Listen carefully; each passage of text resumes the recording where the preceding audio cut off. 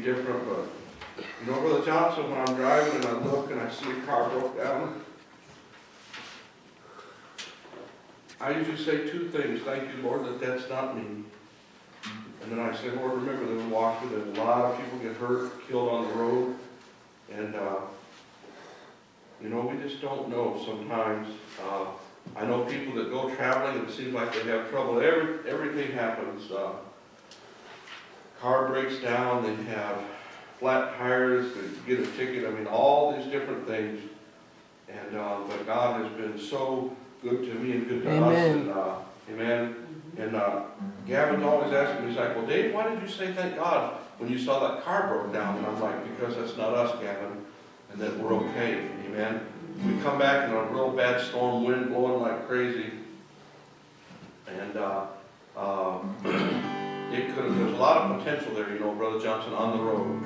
But we try to always remember to pray before we go, pray when we get home, thank God for a great trip and everything like that. And nowadays it seems like we can't stop and help people no more. You don't know if it's a drug deal going down or somebody getting hurt, killed, whatever. But like I said, we're just so thankful today that God brought us home today. Page 135.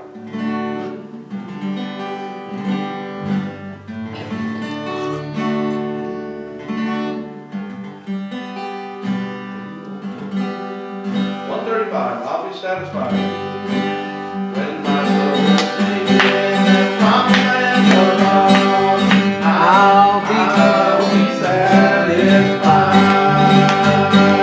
When I say grace and love, I'll be satisfied. I'll be satisfied.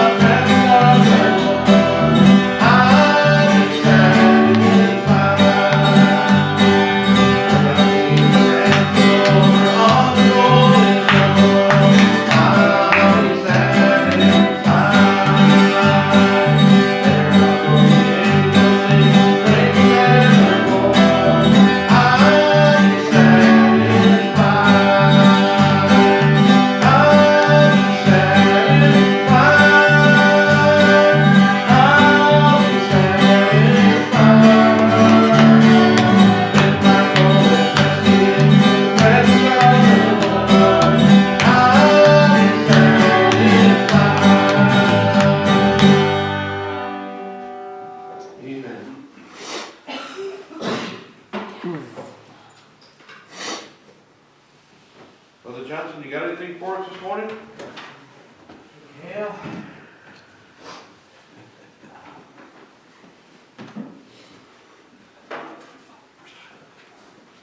Well, it's good to see everybody.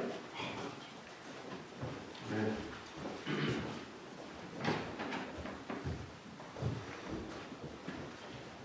I thought as we looked at the book of Genesis, we're traveling extremely slow, but it's more about what you absorb than it is how many verses you cover.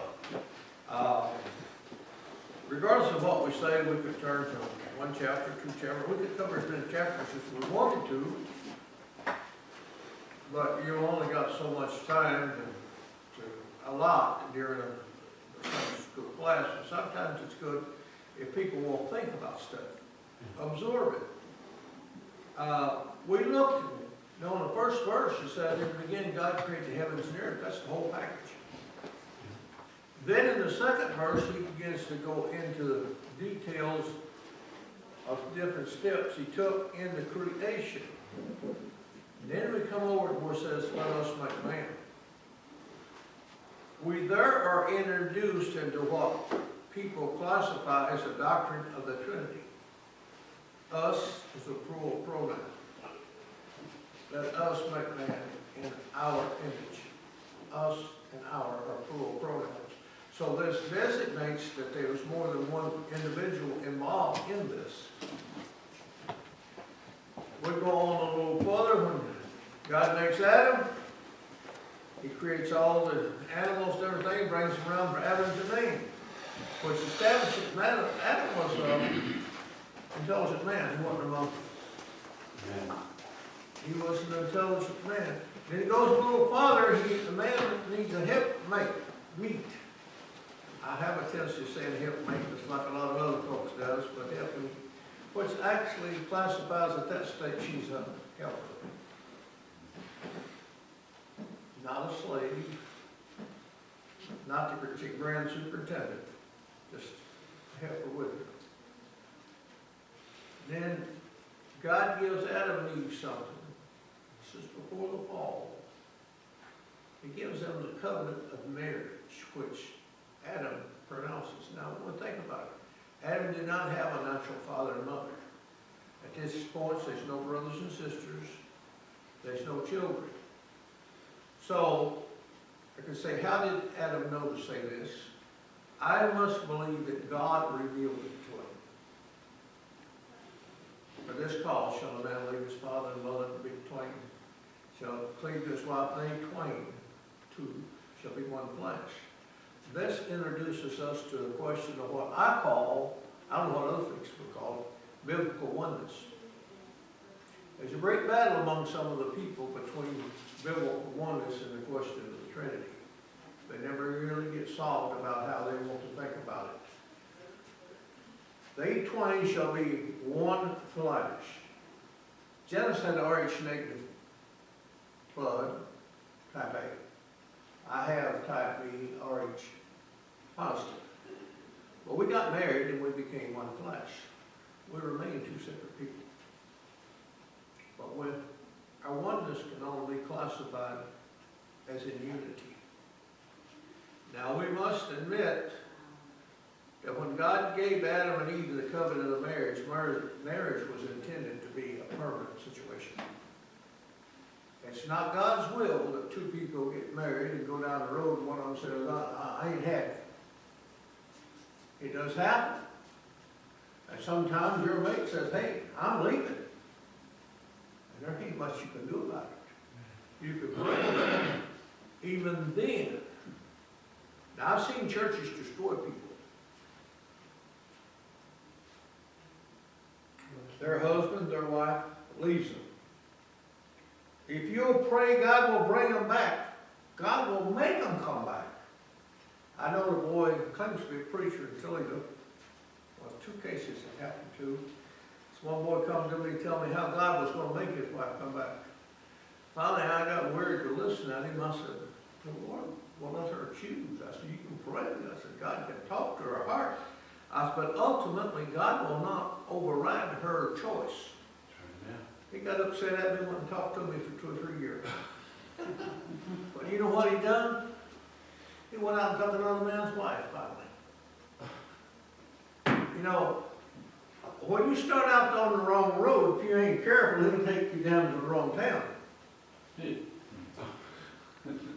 I knew another boy, he was from some type, I don't know what, his background was born again people.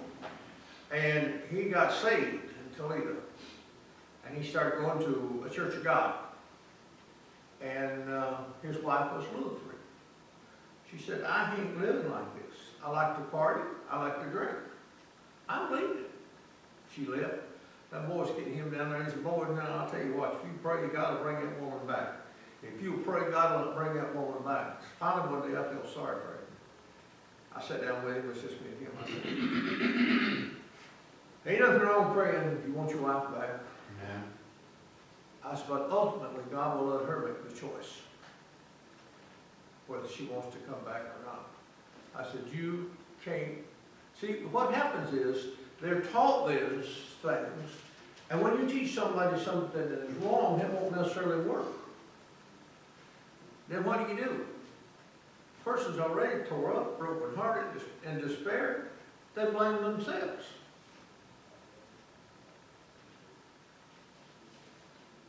So, God gave them a covenant. They should stay together forever, but people choose to violate the rules of God. People choose to do what God told them not to do, as we saw with Eve. If we're going to see in chapter 3,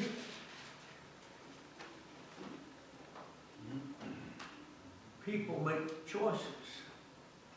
This is, I don't like to throw no slurs, but there are things taught in different churches that I don't really agree with. And I don't pick out one denomination. Our denominations are all splintered. I don't know how many Pentecostal groups there are. I really don't know how many Baptist groups there are. But remember, my dad told me he went hunting one night, him and his buddy. They were missionary Baptists. They stopped to warm up in a primitive Baptist man's home. And religion come up with a question. Dad's buddy, missionary Baptist boy, and Dad was too at the time, he said, if you'll tell me whether I should stay all night, what's predestined for me to stay all night at your house tonight or not, said I'll do the different. The old boy said, well, said I wouldn't know. I said, tomorrow any fool would. When you set yourself up for silly statements, you may lose.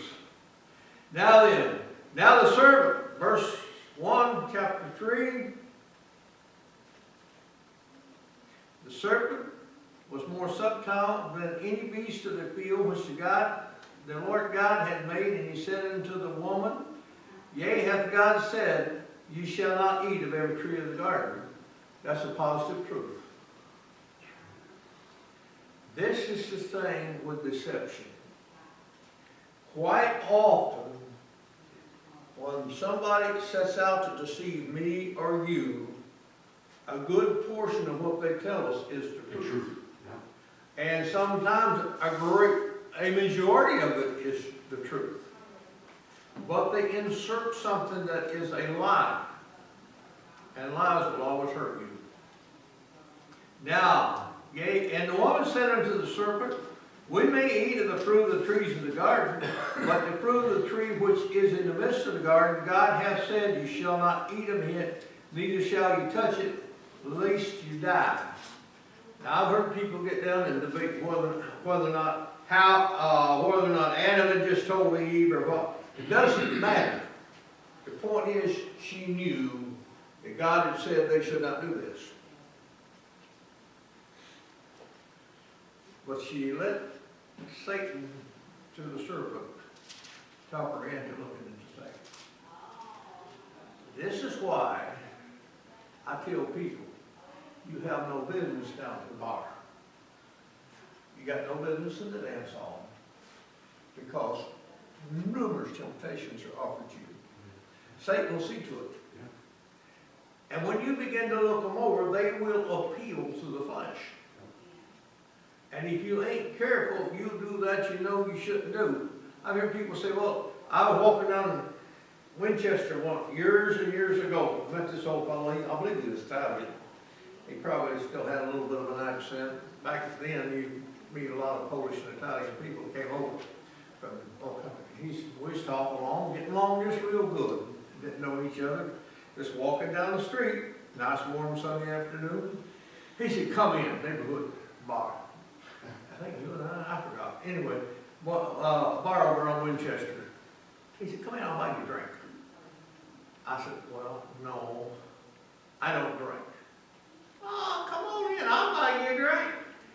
He said, no, I don't drink. Well, I'll buy you a Coke. Was I tempted? Of course. He was a nice man. It was a nice, pretty afternoon. We were having a nice conversation. It was all good. Come on in, I'll buy you a Coke. I've never been drunk on alcohol. I have sipped a little bit. I want to leave it at that. And I don't sip a little bit now. Now then, we may eat of every tree which is in the midst of the garden, but the tree which in the midst of the garden, God has said, you shall not eat of it, neither shall you touch it, lest you die. And the serpent said unto the woman, you shall not surely die. It makes a simple statement. God said, you'll die. The serpent said, no, you won't. Do you know that some call, I guess, call that the original lie? Do you know that lie's been told today all the time to Christian people? God has said I should not do this. He'll get me in trouble. No, it won't. The same lie told to Eve is told to us all the time. You can do what God told you not to do and it won't hurt you. You better believe it will. Now, they hadn't got in trouble. They had been created. They were innocent. They were perfect. Now, I don't know what you believe, but I think everything about them was wonderful. I think they were very healthy. I think Adam was a very handsome man. I think Eve was a very beautiful woman. God done a good job. He didn't make more wrong, so I don't believe it. But Adam and Eve chose to do what God had told them, and they knew He had told them. Here's the thing about it. People says, well, what about that you don't know about? That ain't going to really be that's not the issue getting you in trouble with God. The issue is when God has told you not to do something, you positively understand it. People take that you don't understand, that your knowledge is a little bit weak on, you make mistakes. Because we don't have perfect understanding. We do not have a level of wisdom that God has. So we come up short at times. But it's when you deliberately do what you know is wrong that gets you in trouble. Unfortunately, in the church, too many times, people allow Satan to convince them, well, you make mistakes all the time. So what difference does a little more make? God has told you not to do that, now you know. But you know, he ain't going to bother you for that. Because all men make mistakes. And people use that for an excuse to do that they know they're not supposed to do. And this is a dangerous thing. Now then, you shall not surely die. For God doth know that in the days you eat thereof, then your eyes shall be opened, and you shall be as gods, knowing good and evil. Polish that lie up. Bring it down to today. Well, you need to know about all these things. Your children need to be wise in the ways of the world.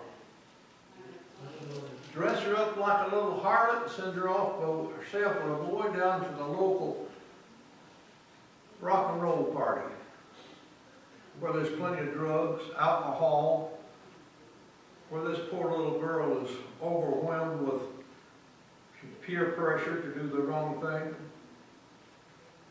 No. There's some things you don't need to partake of. There's some things that's actually a disadvantage. So what do you do? She looked at it. She considered it. You know, when you willingly send your child, God gave you children. Your parents, you're supposed to raise that child in the beauty of Christianity. When God gave you children, you've got a responsibility to try to protect them from evil. Ultimately, they'll make their own choices. But we should not help the enemy tempt them. Now then, Eve, when the woman saw that the tree was good for food, and that it was pleasant to the eyes, and a tree to be desired to make one wise, she took the fruit thereof and did eat, and gave also unto her husband with her, and he did eat. Now, I know the story is the apple. In this reading, the comments here, the word apple, and I forgot which language it said, and the word evil has only one letter difference in the spelling, which to me means nothing.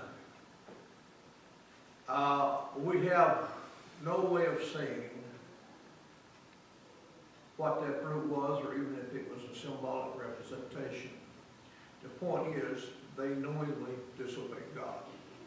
The tree was the tree of knowledge of good and evil. Therefore, I don't think it's no fruit that we are acquainted with. Because I don't think an apple makes me to know evil. I don't think an orange does. A grape. But anyway, the thing was, they did disobey God, knowing that God had told them, don't do this. Well, what did Eve see when she looked at it? It was pleasant to look at.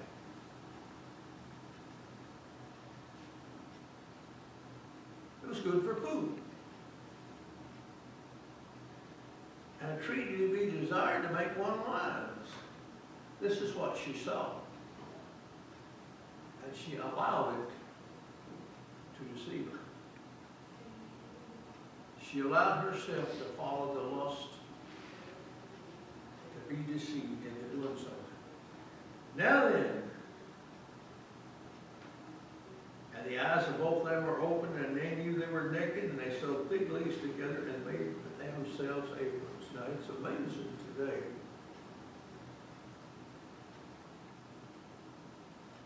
These people, a man and his wife, their eyes are open. They become to know good and evil. And the first thing they saw was their nudity and were ashamed. Do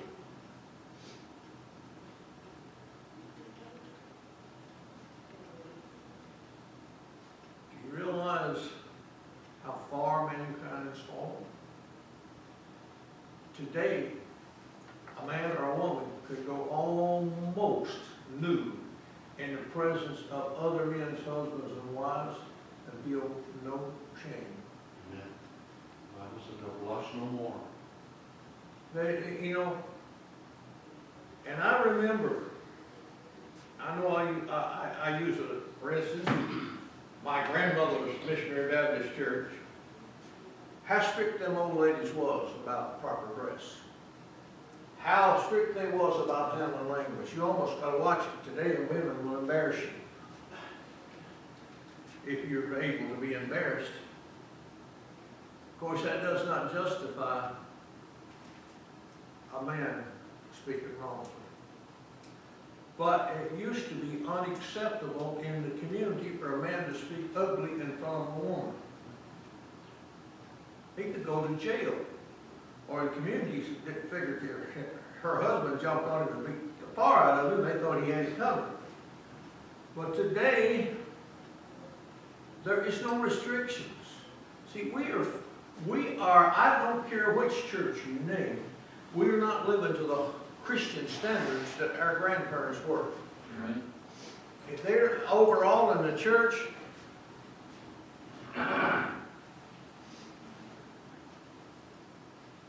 they heard the voice of God, Lord God, walking in the garden in the cool of the day, and Adam and his wife hid themselves from the presence of the Lord God among the trees of the garden.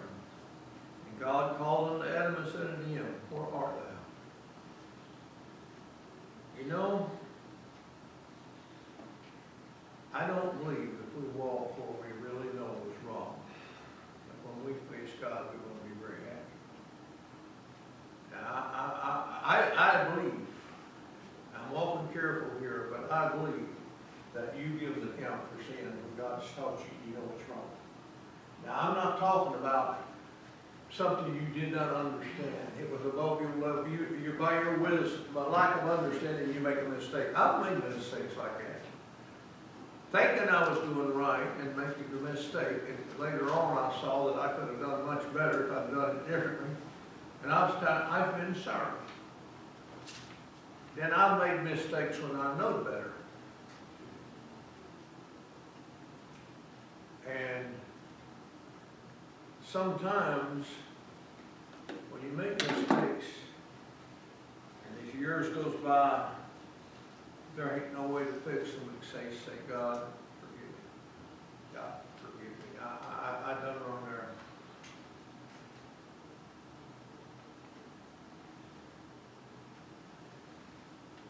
I was naked and I hid myself. Why would the man use this for excuse with God? I was naked, I was ashamed, and I hid myself. His eyes were open. Pardon? His eyes were open. He saw and he was ashamed. But you see, Satan is almost convinced the church that there's no clothing restriction. Dress any way you want to. The old one naked, go ahead, God understands. Who said, who told thee thou wast naked? Hast thou eaten of the tree whereof I commanded thee, thou shalt not eat? And the man said, the woman whom thou givest to be with me, she gave me of the tree, and I did eat. That's probably the original excuse. And it's an excuse that's used today, time and time again. The church gets on somebody for doing something. Now look here, brother, we can't. Well, ain't no worse than what he's doing. I ain't got a thing in the world to do. He is to be dealt with. Well, what I've done, I can say, Stevie's done worse. So what? What I've done, I gotta give him account of it. Terry, he done this. That's not the question. When the church brings me to answer the question, it's about what I done. Not about what Terry done. He's a different story. And it's a question, if we're not careful, we will use an excuse. That's the second we'll use. We'll use an excuse. Well, Dave does worse than that. That's all right. And I talked myself into doing it because Dave done it. Or done something I thought was worse. That's no excuse. If God's told me not to do something, God told me not to do it. That made no difference. I believe Adam was Baptist and a Democrat. He wanted to blame it on somebody else.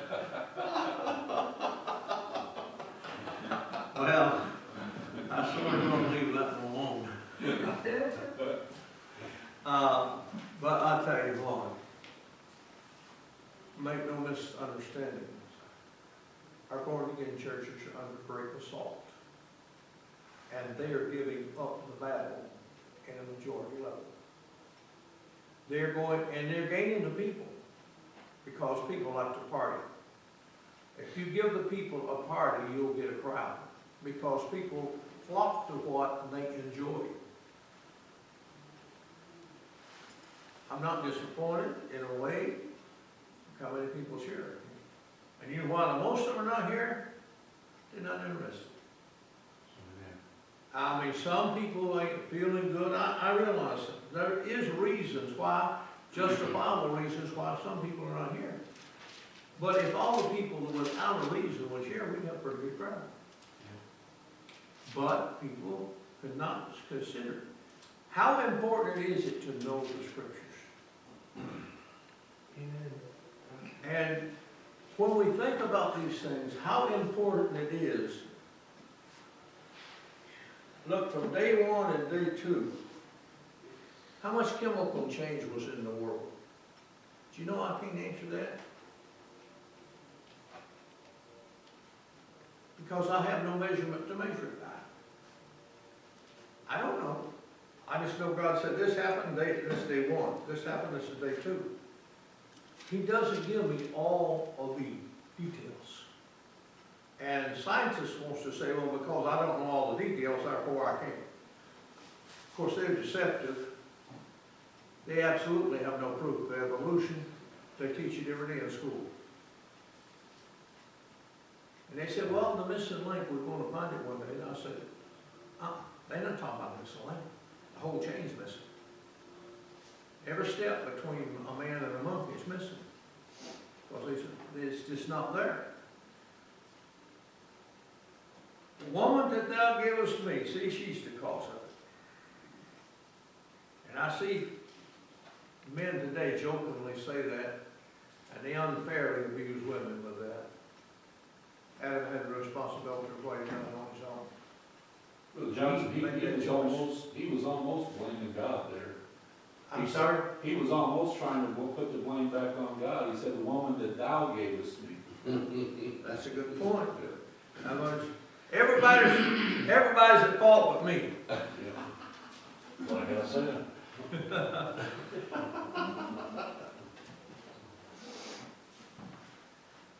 So when the Lord turns to the woman and says, what is this thou hast done? And she said, the serpent beguiled me and I did eat.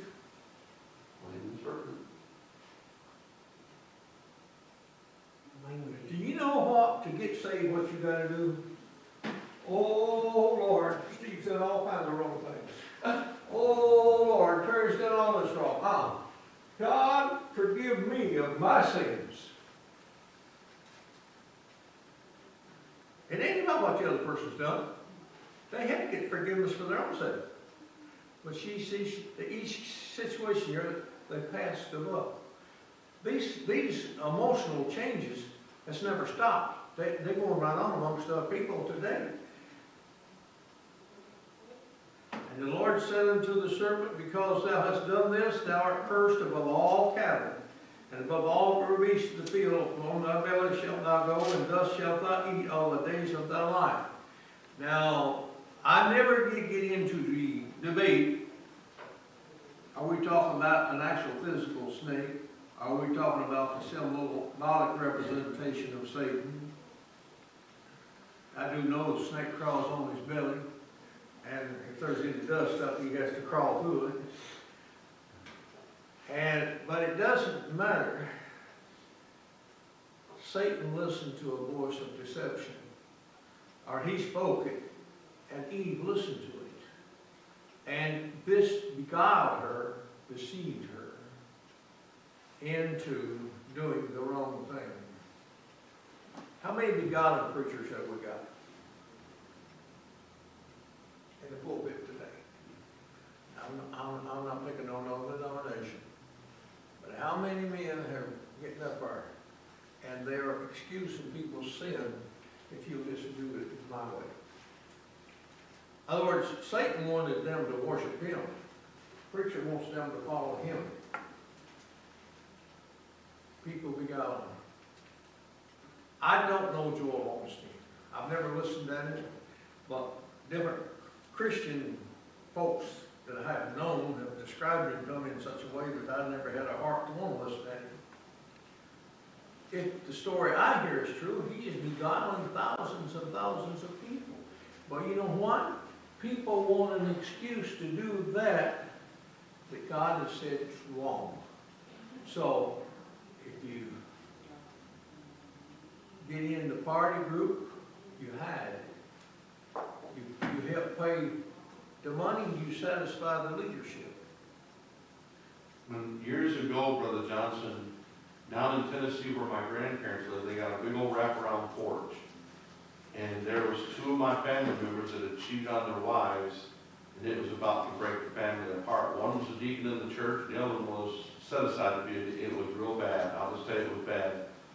And I remember as a young boy, and we sat down there, and the one family member, he began to talk, and he said, well, it was this one's fault and that one's fault, and then this happened, it was that one's fault, and then after we got done with it, well, and then it was her fault, and when, then it got to be his fault, and, and this, my one family member, I don't want to say who it was, so you might know him, but he just went on and on and on.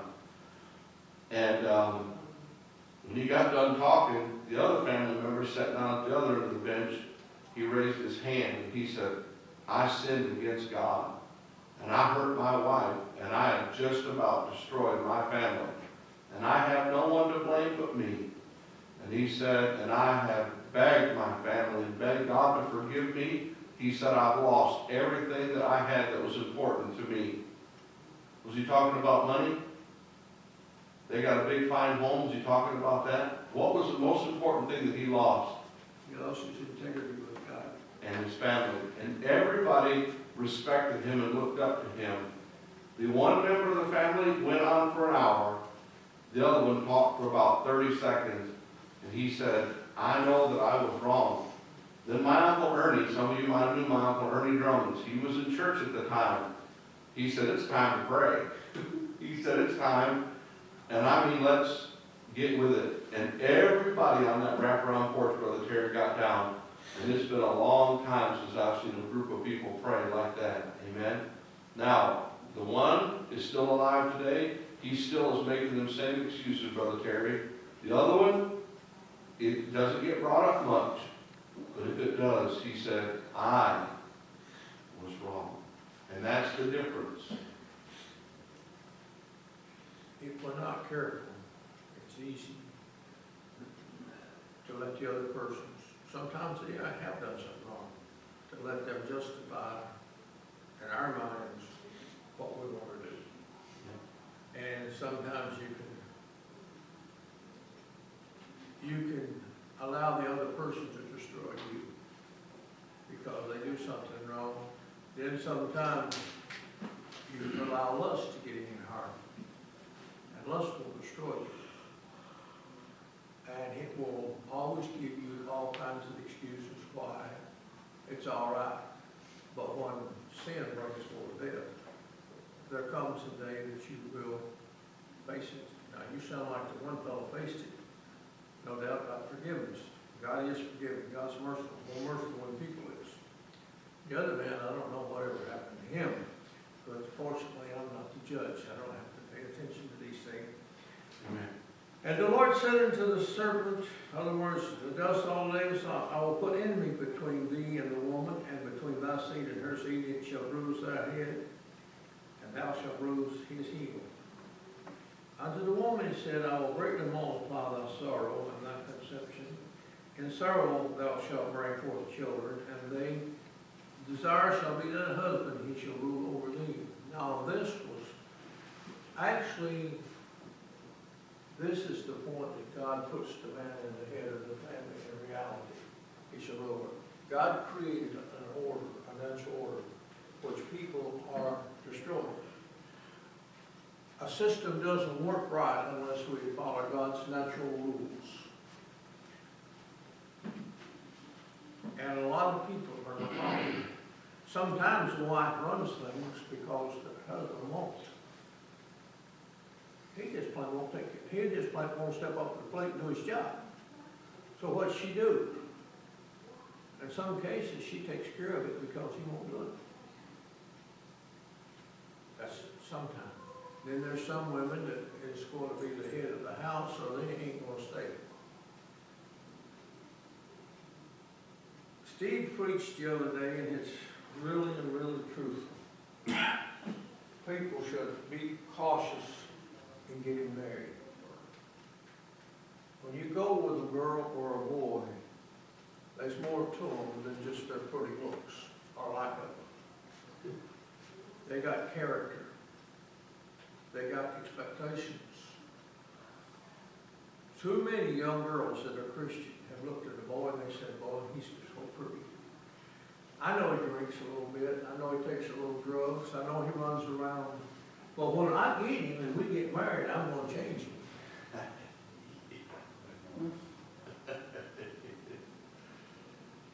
He may tell her he'll change, but life is not. He'll run around behind her back and do the same thing. Because, see, the nature of humans must be changed by God. And if he don't choose to repent, his likelihood of changing and becoming this upright person that she's claiming he's going to be is very slim. And unto the man, because thou hast hearkened unto the voice of thy wife, because you listened to her, and hast eaten of the tree which I commanded thee, saying, thou shalt not eat of it. Cursed is the ground for thy sake, and sorrow thou shalt eat of it all the days of thy life. He gave it to him. He listened at her. But who's responsible? He's responsible for his own sin.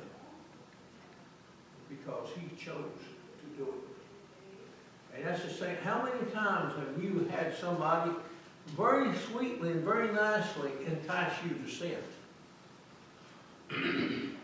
It might not be running around with another woman, there are other sins. You know, just like I said, the man says, come in, and I'll buy you a drink. I go in there to get a drink, and I said, well, I want a Coke. Well, come on back down, Burton, next week and visit. We'll have a good conversation. You can have a Coke. How long will I just drink that Coke? Then there's ladies in there that are not what they ought to be in. They begin to flirt. How long will it be until I flirt with them? I put myself where I should not be. And I know I ain't got no business there. If it was 20 below zero outside and the car's broke down and there's a blizzard going on, well, that's a different story. It's a nice, pleasant afternoon, and I'm willing to go into a place that's going to bring nothing but temptation. I don't need to do that. Well, I guess you could say, woman brought down mankind to the devil. And God brought a Savior to a woman. Yes, that's true. But the thing is, I hear so many men just put a woman down because of what he done. And they never say nothing about Adam choosing to do what he done. He chose to do what he done. And it is a fact. See, there is something there that I don't claim to fully understand. If you really look at things, Adam chose to do what he done. Jesus was born without a natural biological father, but he was born of a woman. So, I think Adam's choice was more devastating than a lot of people wants to believe, because I think through Adam came the fall. He chose knowingly to do what he done. I think he created the fall, because Jesus was born without a natural biological father, and he didn't inherit a nature that forced him to sin. Brother Johnson, if you look at it literally, Adam was given the command before, Eve was told about it, but we don't have it coming directly from God to Eve. We have it coming from God to Adam. Yes. And, and the only thing, I guess, that always made me wonder, I could almost visualize it, is when Eve said, God said, thou shalt not eat of it, neither shall you touch it. That was not part of the original commandment. There's nothing in there that God told Adam not to touch the tree. And I believe there's things that you can handle without ingesting or taking it. You can handle it and it doesn't, in the natural, and it doesn't do you no harm. But if you ingest it and it becomes part of you, it can kill you. And I think there may have been a way for Adam to have certain knowledge without partaking and violating God's commandment. But he did that when he disobeyed God's law. But Eve was not given that commandment directly from God. And because when you look at what Jesus was called the second man, the second Adam, it's always mentioned Adam. It's never, when it talks about, the fall, it's never mentioned about Eve in the Bible. It's always about Adam's, choice. Okay, our time is slipping. I'm sorry. We used 5 extra minutes without noticing it. I tried to keep it down to get it quit at quarter of, sometimes I forget. And anyway, take it up next week. The thing is, Adam and Eve, she allowed the enemy to deceive her. But I could allow the enemy to deceive me. Sure.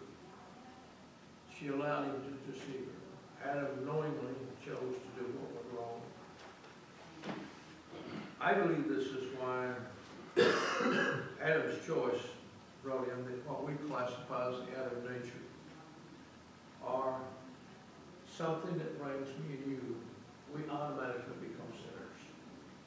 When born in this world, we must be born again to gain back through Christ that fellowship with God that Adam lost with the fall.